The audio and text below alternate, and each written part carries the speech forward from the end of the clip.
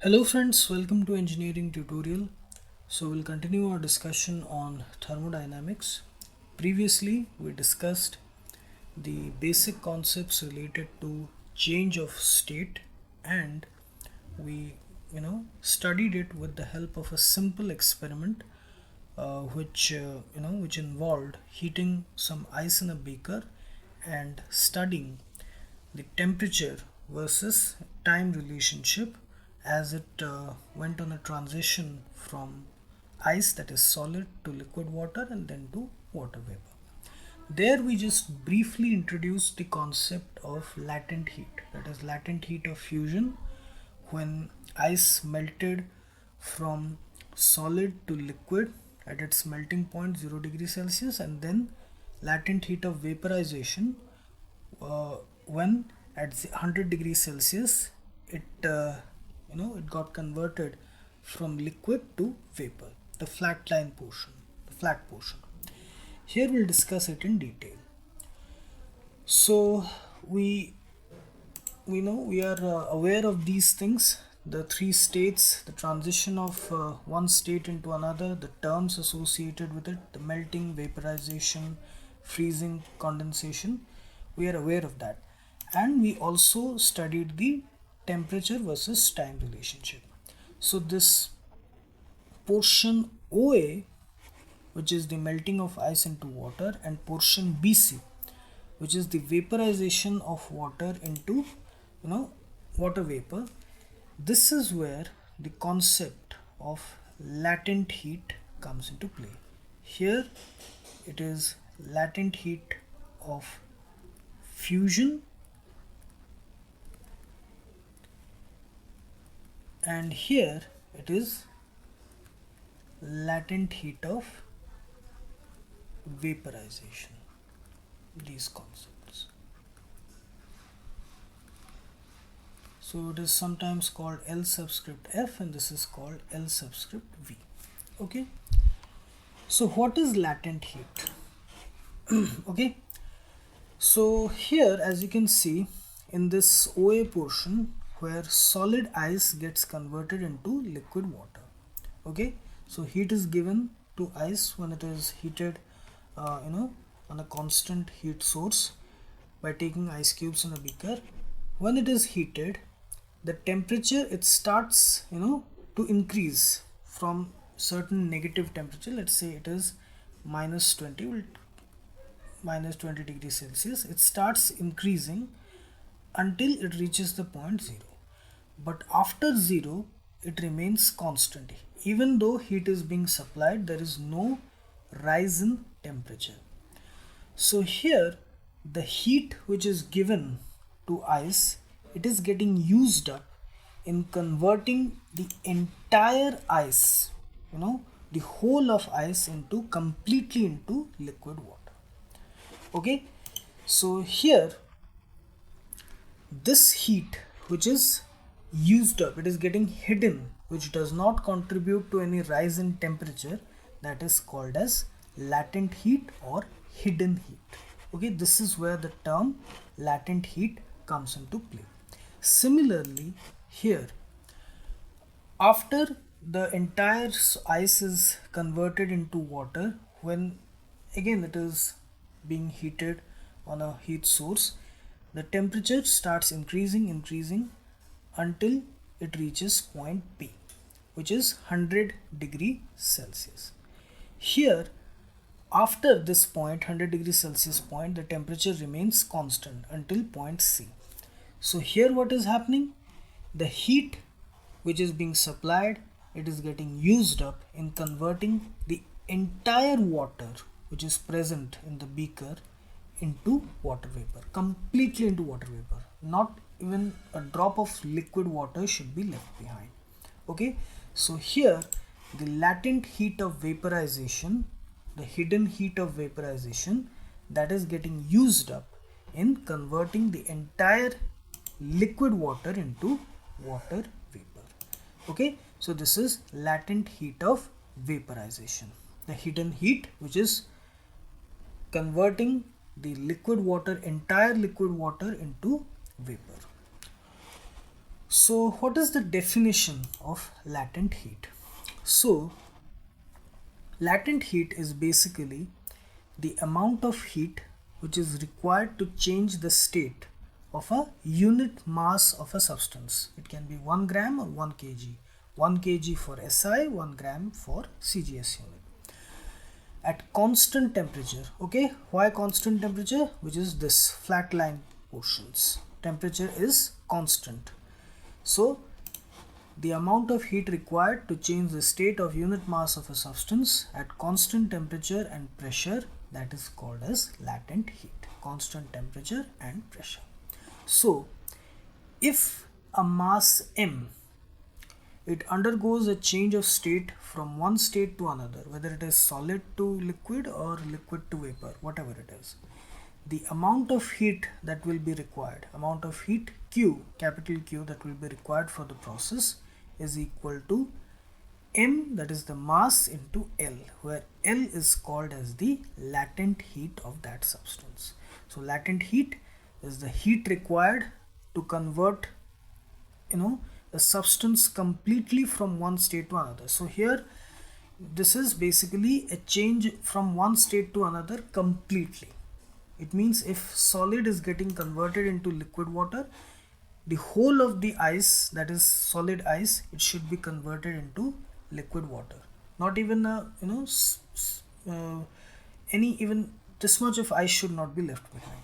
So if liquid water is getting converted into water vapor, the entire water should be converted into vapor. Okay, the middle state is not allowed. Okay, so this is where the middle state comes into play. Okay, where both here in the portion OA, solid ice and liquid water, they can coexist in thermal equilibrium with each other. Okay, this is called as the melting point. If you remember, in the previous video we discussed, in the portion BC at 100 degrees Celsius, liquid water and water vapor, they can simultaneously coexist in thermal equilibrium. Okay, so in order to completely convert one state into another state, the latent heat is required, which is this complete BC portion, which is called as latent heat of vaporization, and OA region, which is the latent heat of fusion. Okay, so latent heat of fusion and vaporization, their definitions. So the amount of heat required to change the state of a unit mass of a substance from solid to liquid at its melting point, that is called as latent heat of fusion. Here, melting point of ice is 0 degrees Celsius. Here the entire solid ice is converted into liquid water at 0 degrees Celsius. That is latent heat of fusion. Then latent heat of vaporization, the amount of heat required to change the state of a unit mass of a substance from liquid to vapor at constant temperature and pressure at the boiling point. Here the boiling point is 100 degrees Celsius. This is liquid water at B, and here at C it is water vapor. Constant temperature, that is the latent heat of vaporization. BC, OA. OA is for latent heat of fusion, BC is for latent heat of vaporization. Okay, so the unit of latent heat, that is joule per kg for SI, and calorie per grams, which is CGS. Now let us try to plot this whole process in a different way. Here in this plot we have temperature in Celsius versus time in minutes, that plot. If we do a different kind of plot where we have temperature in Celsius in the y-axis and heat in kilocalories in the x-axis. So the same thing, we are doing the same thing, but here the x-axis we are having heat instead of time. So this is the heat which is being supplied, and this is the temperature readings. So here the same experiment, here we have taken 1 kg of ice which is initially at minus 20 degrees Celsius, and we are heating it on a constant heat source, and we are taking the temperature readings with the help of a thermometer. So here if you see,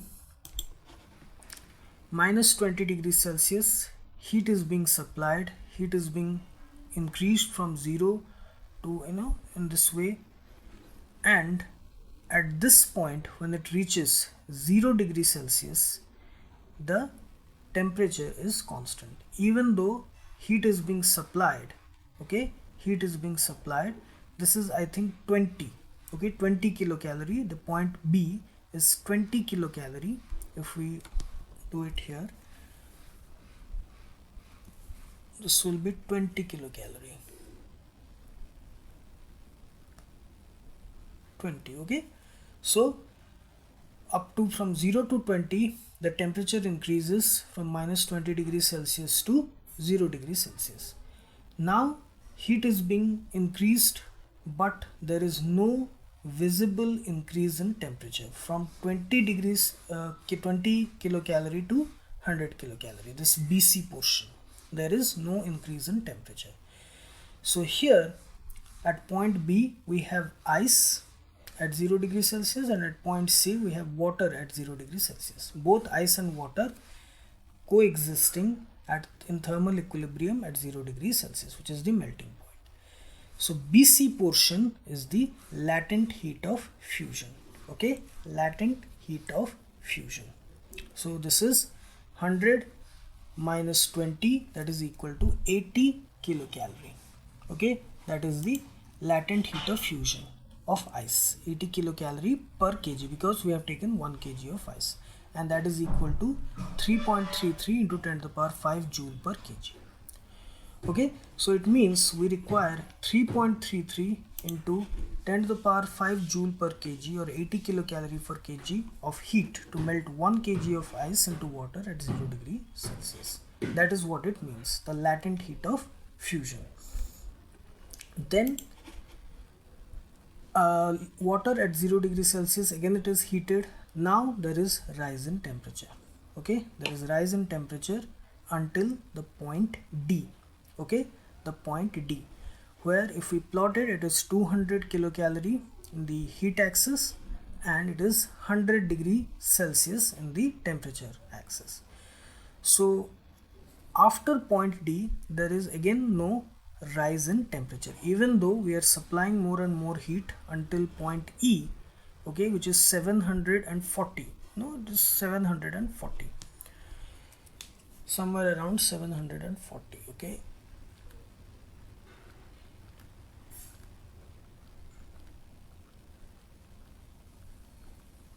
okay, 740, this point.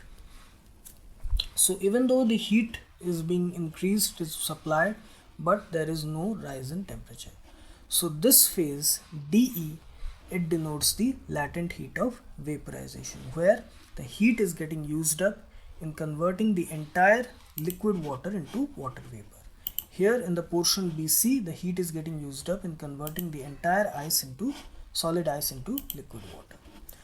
Now when it reaches point E, okay, here the entire liquid water is converted into water vapor, and this heat which is being supplied, that is equal to 740 minus 200, that is 540 kilocalorie per kg.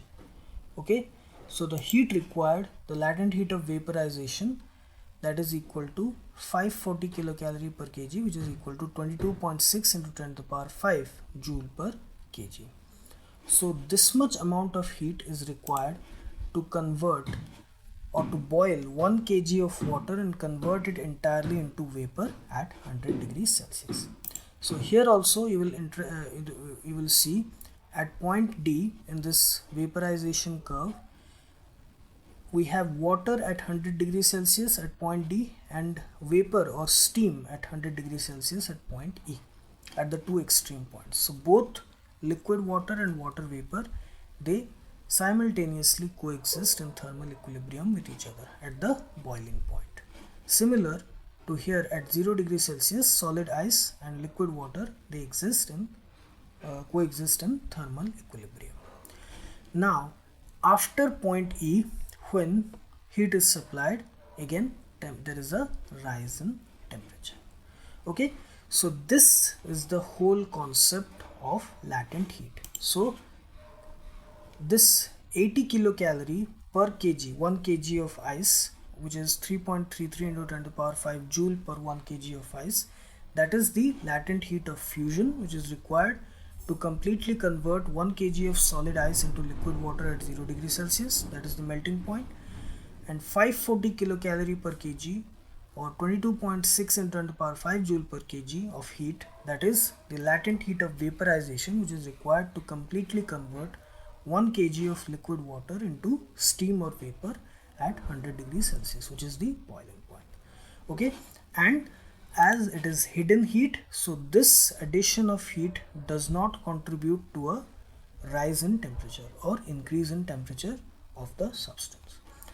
Okay, so this is the whole concept of latent heat of fusion and vaporization in the change of state from one state to another.